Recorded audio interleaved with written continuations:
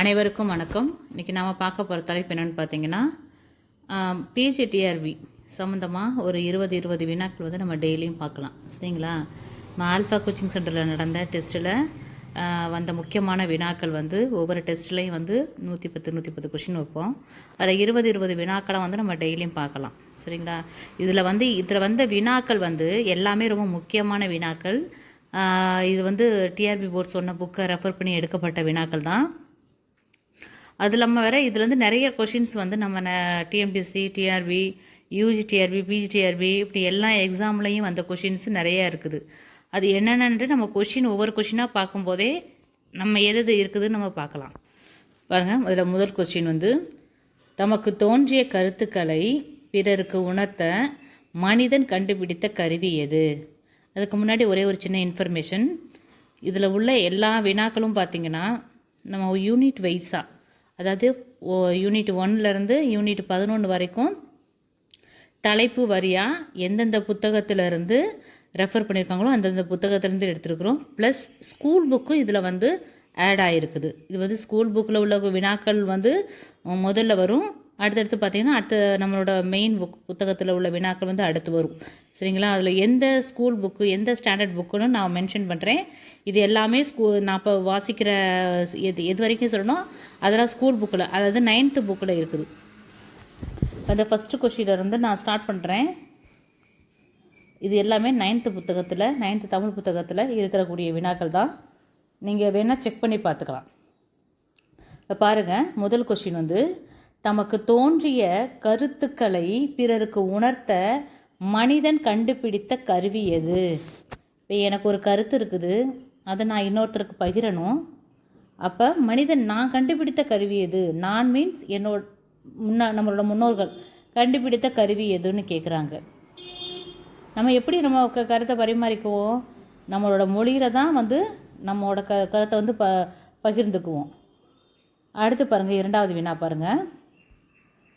இரண்டாவது வினா, இந்திய நாடு மொழிகளின் காட்சி சாலை என குறிப்பிட்டவர் யார்? இந்திய நாடு மொழிகளின் காட்சி சாலை என்று குறிப்பிட்டவர் யார்? ஆன்சர் பார்த்தீங்கன்னா சா அகத்தியலிங்கம். இது எல்லாமே நான் இப்போ படிச்சுட்டு வர்றது வந்து 9th புத்தகத்துலேருந்து வந்த வினாக்கள் தான். அதாவது மொழியியல் சம்பந்தமாக, நம்ம ஃபஸ்ட்டு யூனிட் சம்பந்தமாக உள்ள தலைப்பில் வர்ற 9வது வகுப்பு புத்தகத்திலேருந்து எடுக்கப்பட்ட வினாக்கள் தான். இது வரிசையாக இருக்கும். நீங்கள் வந்து புத்தகத்தை படிக்கிறதுக்கு கஷ்டப்படுறவங்க கூட இந்த வினாக்கள் படித்தாவே போதும். ஏன்னா அதில் உள்ள முக்கியமான எல்லா வினாக்களுமே இதில் இருக்கும். அடுத்த கொஷின் பாருங்கள், உலகின் பழமையான நாகரிகம் எது? இது வந்து ஒரு கான்ட்ரவர்சியான கொஷின்ஸ். அதாவது இதிலே வந்து 2 டைப் ஆஃப் கொஷின்ஸ் இருக்குது. ஒன்று வந்து இந்த கொஷின், உலகின் பழமையான நாகரிகம் எது அப்படின்னு கேட்டாங்கன்னா அப்வியஸ்லி எல்லாத்துக்கும் தெரியும், நம்மளுக்கு மொஹஞ்சதாரோ ஹரப்பாங்கிறது தெரியும். அதில் நம்ம புத்தகத்திலேயே கொடுத்துருப்பாங்க, இதுவும் கொடுத்துருப்பாங்க, இன்னொரு வினாவும் கொடுத்துருப்பாங்க. உலகின் மிக பழமையான நாகரிகங்களுள் ஒன்று அப்படின்னு போட்டு இந்திய நாகரிகமும் ஒன்று அப்படின்னு கொடுத்துருக்காங்க. இப்போ கொஷின் வந்து உலகின் மிகவும் பழமையான நாகரிகங்களில் இதுவும் ஒன்று, இதுவும் அப்படின்னு ஏதோ ஒரு இதை நம்ம நோட்டீஸ் பண்ணி சொல்கிறாங்க அப்படின்னா அப்போ அங்கே இந்திய நாகரிகமும் பழமையான நாகரிகத்தில் ஒன்றுன்னு ஆன்சர் வரணும். ஆனால் இந்த வினாவும் இருக்குது, உலகின் பழமையான நாகரிகம் மொஹஞ்சதாரோ ஹரப்பா. இந்த வினாவுக்கும் அந்த வினாவுக்கும் நிறைய வித்தியாசங்கள் இருக்குது. வினாக்களை வந்து நம்ம படிக்கும்போதே தெளிவாக பொருள் புரிஞ்சு படிச்சுக்கிட்டோம் அப்படின்னா அவங்க எப்படி கன்ஃபியூஸ் பண்ணுற மாதிரி கொஷின் கேட்டாலும் நம்ம அசால்ட்டாக ஆன்சர் அடிச்சுட்டு போயிடலாம். உலகின் பழமையான நாகரிகங்களுள் இதுவும் ஒன்று அப்படின்னு கேட்டாங்கன்னா அதுக்கு தான் வந்து இந்திய நாகரிகம் அப்படின்னு வரணும். சரிங்களா?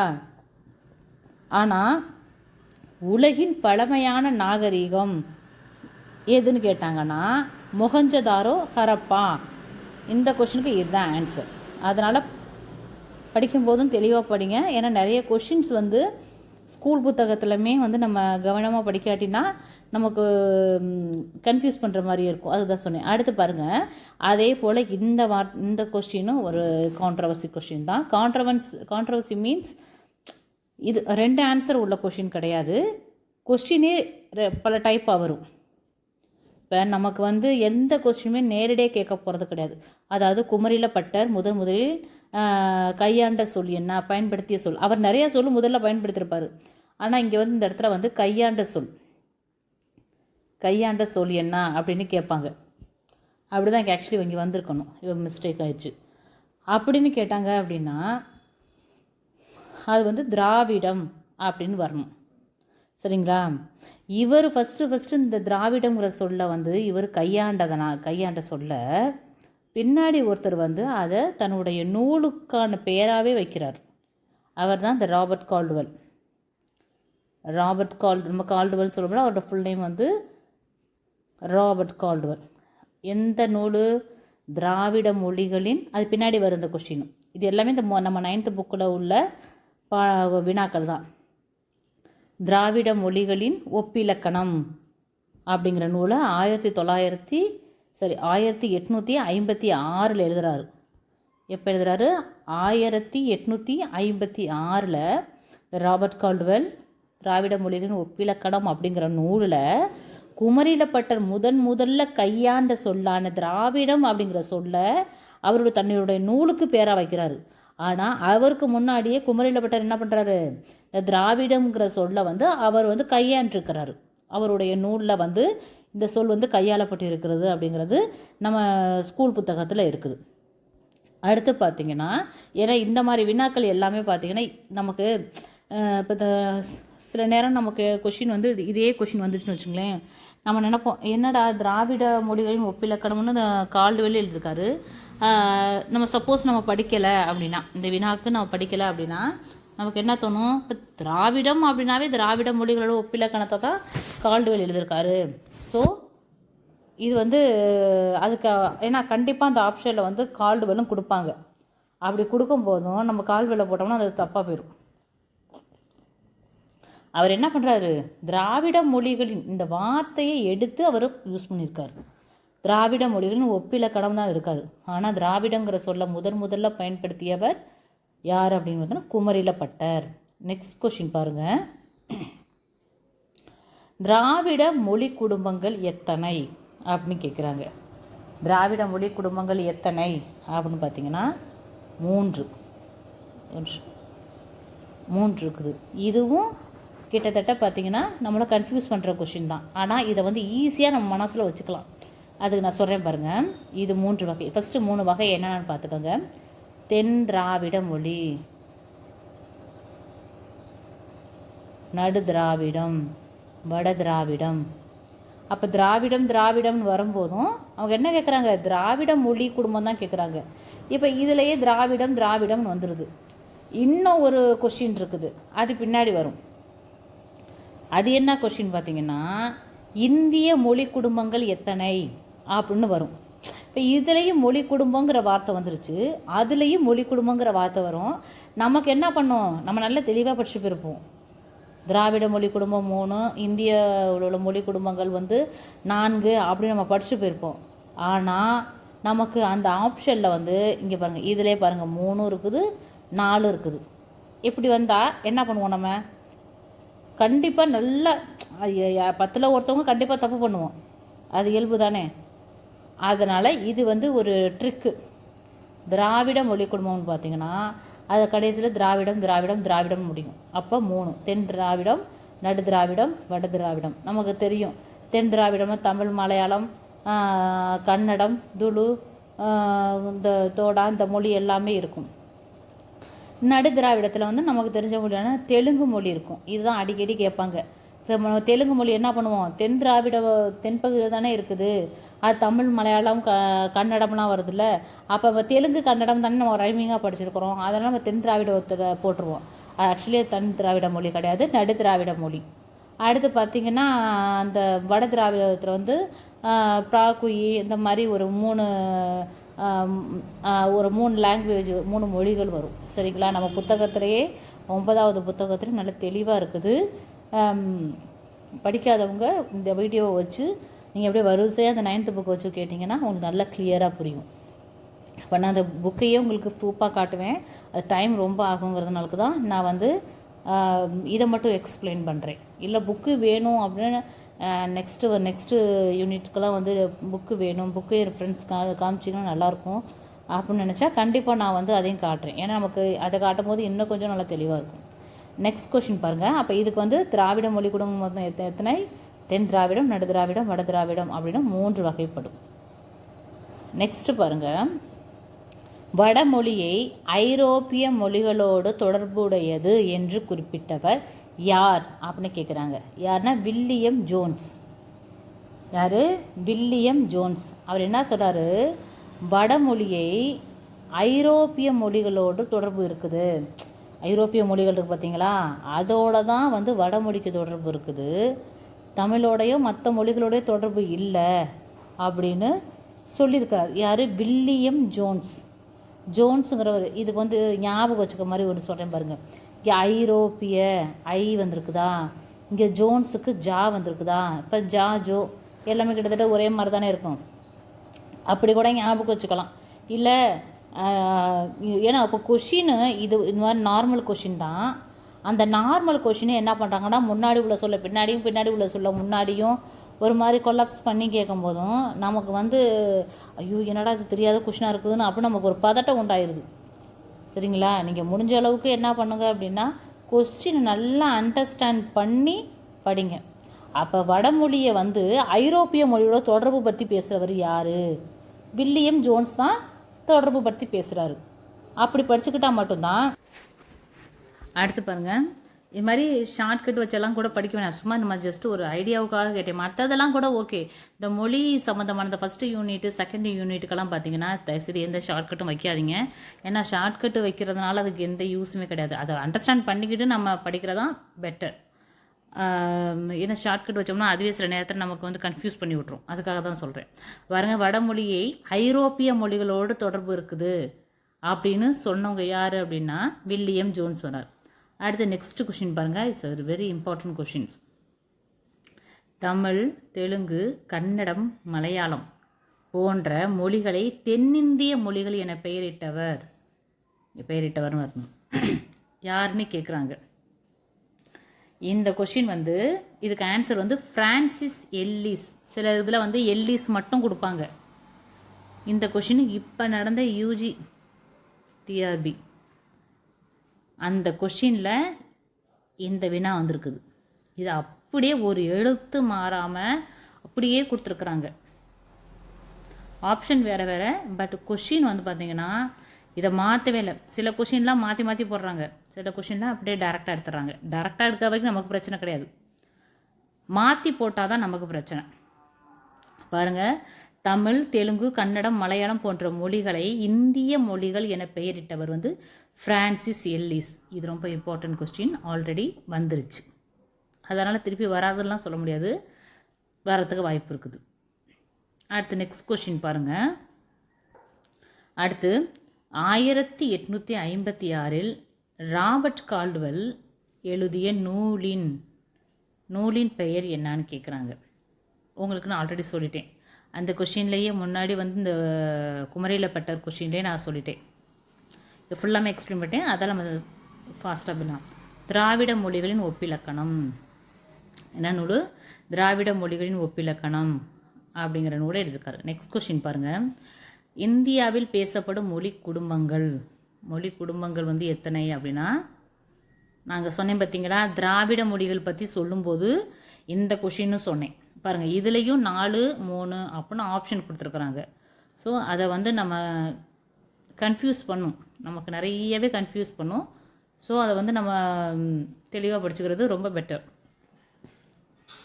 அதில் பாருங்கள், நமக்கு வந்து இந்த சீன திபெத்திய மொழி, திராவிட மொழி அப்படின்னு ஒரு 4 வகை கொடுத்துருப்பாங்க பாருங்கள். இந்தியாவில் வந்து 1300க்கும் மேற்பட்ட மொழிகள் பேசப்படுகிறது. அது வந்து ஆஸ்திரேலிய மொழி, அடுத்து திராவிட மொழி, இந்தோ திபெத்திய மொழி அப்படின்னு இன்னொரு மொழி ஒன்று வரும். இப்படி 4 மொழி கொடுத்துருப்பாங்க. சரிங்களா? அப்போ இந்தியாவில் பேசப்படுற மொழி குடும்பங்கள் மொத்தம் 4. இதில் திராவிட மொழி குடும்பங்கள்னு கேட்டாங்கன்னா 3. சரிங்களா? திராவிட மொழிக்குன்னு கேட்டாங்கன்னா 3. இந்தியாவில் பேசப்படுற மொத்த மொழி குடும்பங்கள் எத்தனைனா 4. இது அந்த கொஷின்லாம் கொஞ்சம் கன்ஃபியூஸ் பண்ணுற மாதிரி இருக்கும். நம்ம படிக்கும்போது தெளிவாக படிச்சுக்கோங்க. ஷார்ட்கட் வைக்க வேண்டாம். முடிஞ்ச அளவுக்கு அண்டர்ஸ்டாண்ட் பண்ணி படிங்க. அடுத்து பாருங்கள், தமிழ் வடமொழியின் மகளன்று அது தனி குடும்பத்தில் ஒரே ஒரு விஷயம் மறுபடியும் படிக்கிறேன் பாருங்க. தமிழ் வடமொழியின் மகளன்று அது தனி குடும்பத்திற்கு உரிய மொழி.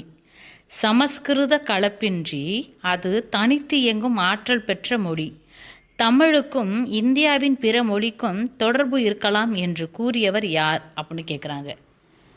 வேறு யாரும் கிடையாது, நம்ம ராபர்ட் கால்டுவெல் தான் சொல்கிறாரு. இது வடமொழியோட மகள்லாம் கிடையாது.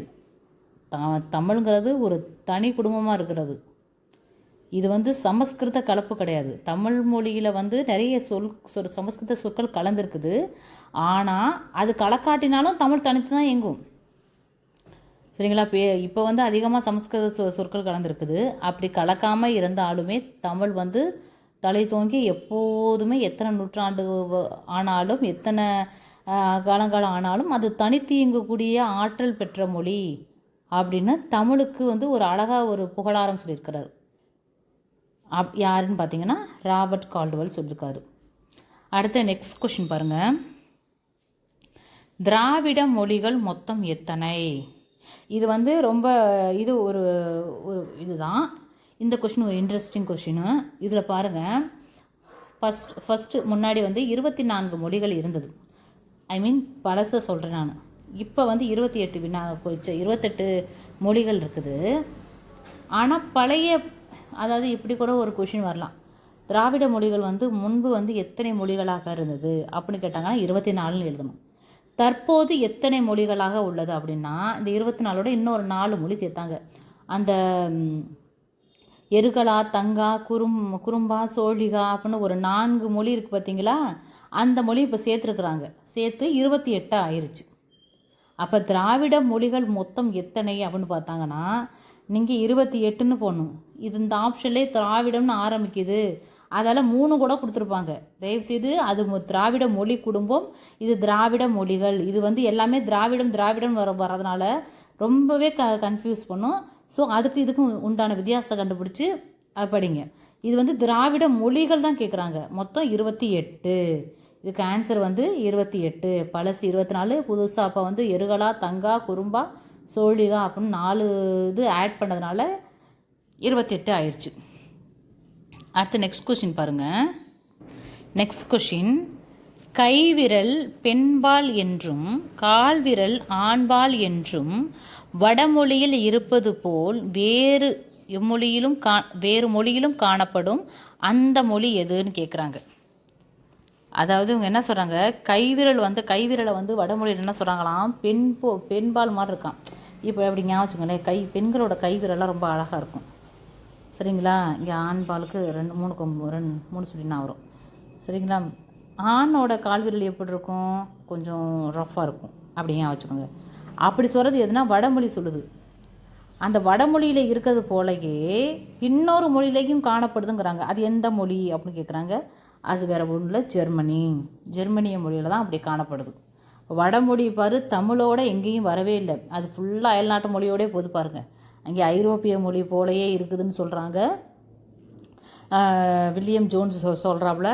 இங்கே பார்த்திங்கன்னா ஜெர்மனி மொழியோட கம்பேர் பண்ணுறாங்க. அப்போ தமிழ் கால்டுவெல் சொன்ன மாதிரி வடமொழி தமிழ் மொழியோட மகள் இல்லை அப்படின்னு சொன்னார் பார்த்தீங்களா மேலே ஒரு கொஷினு. அது தகுந்த மாதிரி இருக்குது பாருங்கள். அதுக்காக சொன்னேன். ஒன்றா கனெக்ட் பண்ணால் தானே நமக்கு ஒரு கதை மாதிரி புரியும். அதுக்காக சொன்னேன். அப்போ கைவிரல் பெண்பால் போலவும் கால்விரல் ஆண்பால் என்பதும் வடமொழியில் இருப்பது போல வேறு எந்த மொழியில் காணப்படும் அந்த மொழி எதுன்னு கேட்குறாங்க. அந்த மொழி ஃப்ரெஞ்சு மொழி. அடுத்து நெக்ஸ்ட் கொஷின் பாருங்கள்.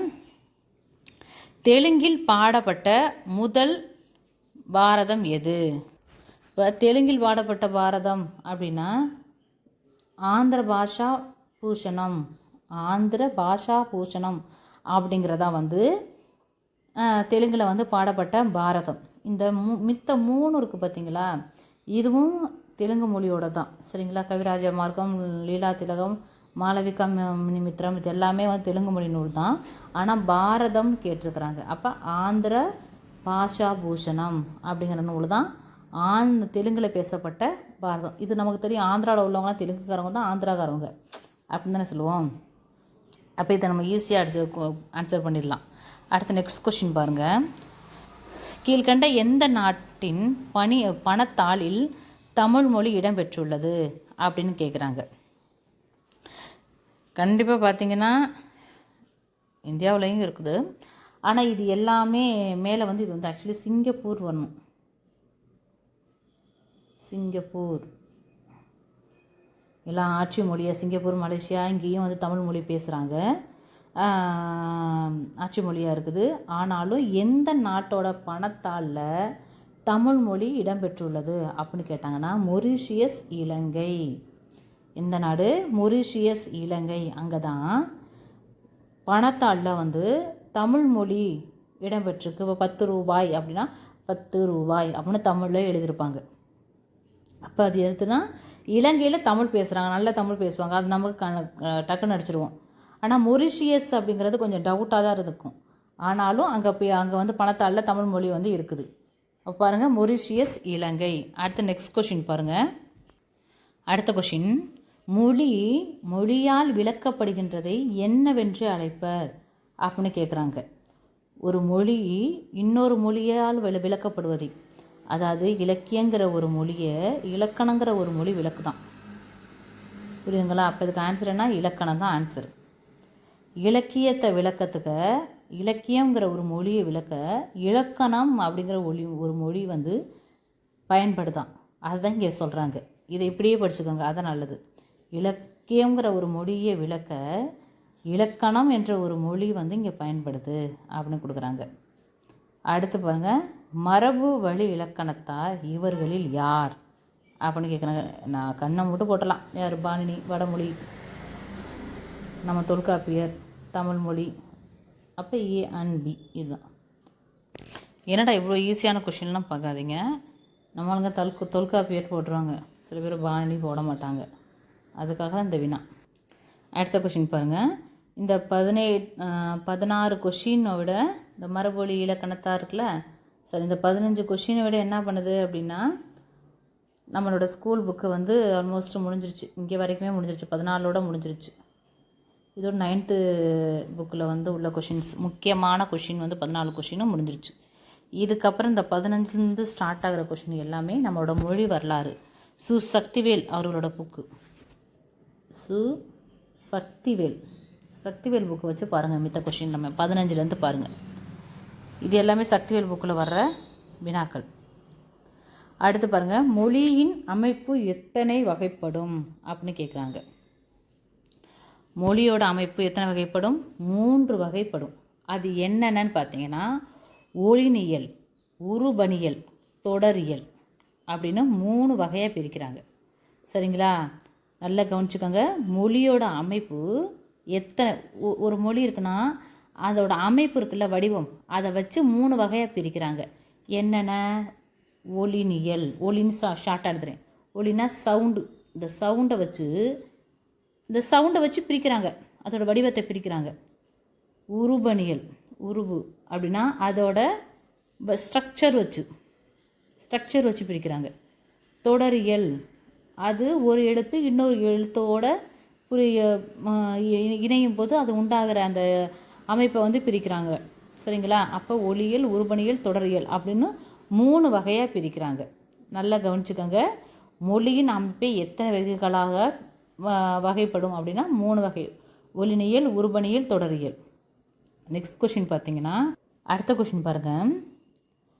ஒலிப்பு முறையை அடிப்படையாக கொண்டு பேச்சொலியை, கொஞ்சம் மிஸ்டேக் ஆயிடுச்சு,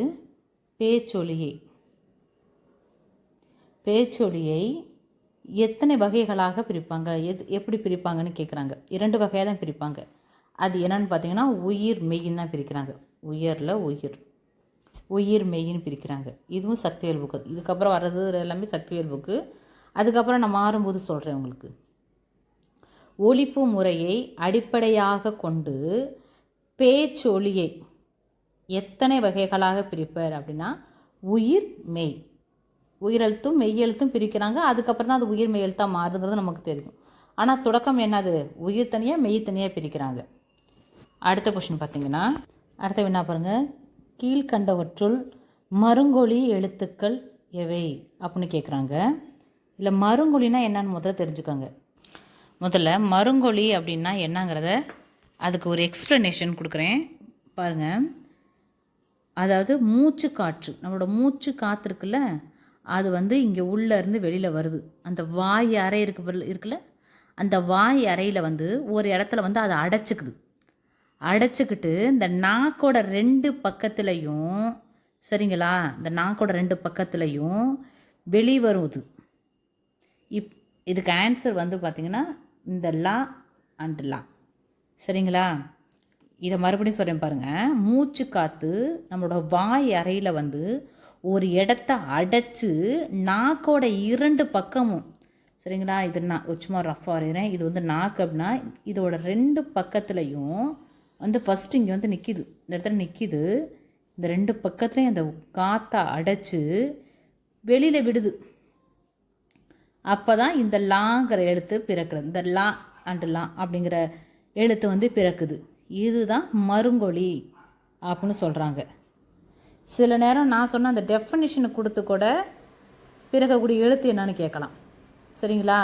மூச்சு காற்றை வாயறையில் ஒரு இடத்தை அடைத்து நாக்கின் 2 பக்கத்திலும் வெளிவந்ததால் பிறக்கும் எழுத்து என்ன அப்படின்னு கேட்கலாம். அது மருங்கொலி எழுத்து தான் நமக்கு தெரியும். இப்படி கூட இந்த டெஃபினிஷன் கொடுத்து கூட கொஷின் கேட்கலாம். அது law and law. Next question பாருங்கள். இது எல்லாமே சக்திவேல் புக்கில் இருக்குது. நமக்கு வந்து நீங்கள் இந்த கொஷின்ஸ் எல்லாமே நீங்கள் இந்த வீடியோவை போட்டு பார்த்துக்கிட்டு நீங்கள் சக்திவேல் புக்கை பார்த்தீங்கன்னா உங்களுக்கு வந்து நிறையா விஷயங்கள் தெரியும். ப்ளஸ் வந்து முக்கியமான வினாக்கள் எது நமக்கு வந்து பாயிண்ட் அவுட் பண்ணி படிக்க அது கொஞ்சம் ஈஸியாக இருக்கும். நெக்ஸ்ட் கொஷின் பாருங்கள். அடுத்த கொஷின் பாருங்கள். ஒளி சூழலில், இது சூழலின்னு வரும், இங்கே லா வரணும். ஒளி சூழலில் 2 ஒலிகள் வந்து சொல் வேறுபாடோ பொருள் வேறுபாடோ இன்றி ஒரு சொல்லின் இருவகை உச்சரிப்பாக கருதப்பட்டால் அது எவ்வாறு அழைக்கப்படுகிறதுன்னு கேட்குறாங்க. மறுபடியும் படிக்கிறேன் பாருங்கள்.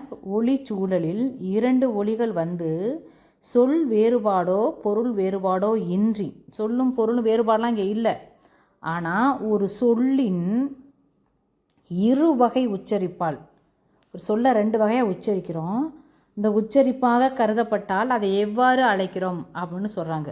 இதற்கு பேர் உரல்ச்சி. இதுக்கு பேர் என்னது? உரல்ச்சி.